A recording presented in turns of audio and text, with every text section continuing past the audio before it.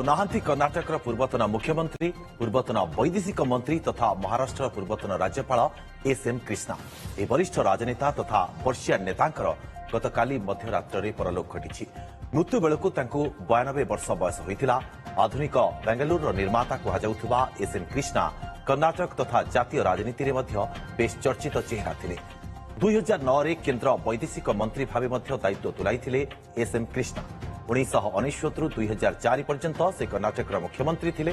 2004 रु 2008 पर्यंत से महाराष्ट्र राज्यपाल थे। 2023 रे पद्म विभूषण रे सम्मानित होते एसएम कृष्णा।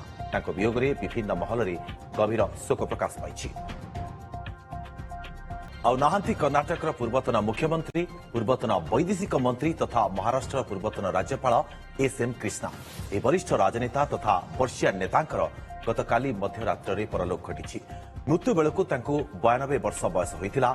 आधुनिक बेंगलुरु निर्माता कहुवा एसएम कृष्णा कर्णाटक तथा जातीय राजनीति में बेस चर्चित चेहरा थे।